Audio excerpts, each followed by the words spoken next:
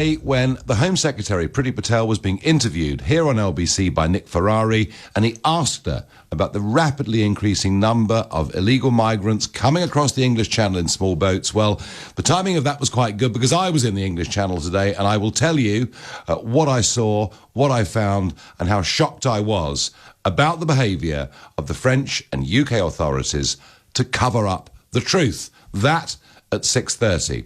But first, we've just finished the daily Downing Street press conference. Oliver Dowden was in the chair, and LBC's Ben Kentish was part of it and asking questions.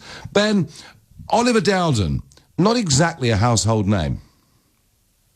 No, Nigel, and the first time he has done the press conference, he's the Culture Secretary.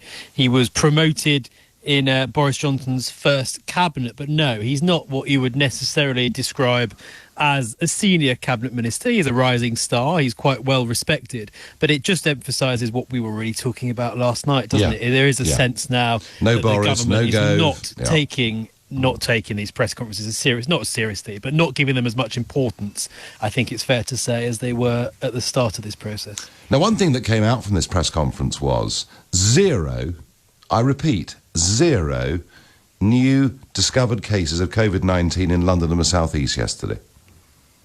Yes, astonishing, and it has been falling for some time. So while there will be questions about whether that's some sort of technical glitch, there was a bit of a reporting error a couple of days ago, it is roughly in line with what we're seeing. And then some scientific studies suggested there were only 24 cases as long ago as last week.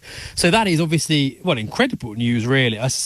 No one thinks it is going to stay like that and we've eradicated coronavirus in the capital, but it will, I think, raise fresh questions for the government about the pace at which they are easing lockdown, firstly, and also the geographical way in which they're doing it, because there will be people, as you heard Robert Peston sort of touch on at that press conference, say, well, given this is the case in London, can you go further in the capital than other parts of the country where the epidemic is still at a worse stage? So very, very interesting, and it has real implications, Nigel, for government policy.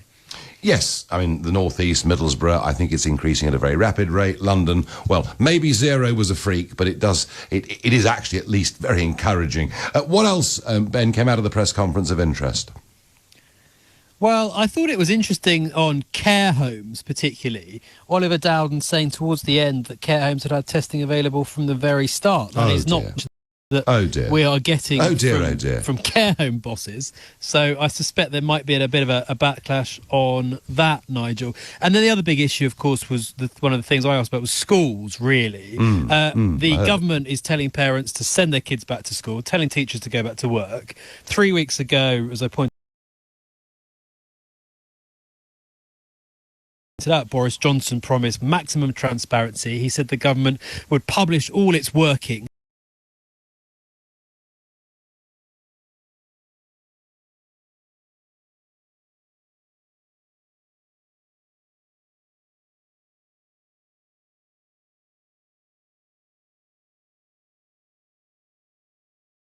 to the British public, and yet when they are asked, will you publish a scientific advice on the risks or otherwise of schools reopening, they simply say it will be published in due course, and that some of that sage advice is being published. But when I last checked, it was something about, I think it was about 25 documents out of 130 had been published, Nigel. So there are questions about transparency. I tried to ask about it, and there wasn't really anything in the answer that changed what we knew beforehand. So not a very transparent answer. No, I get that, Ben. Thank you very much indeed. No, key in many ways Downing Street press conference today at 5 o'clock. The real action, I suppose, politically today was in the House of Commons. Prime Minister's questions.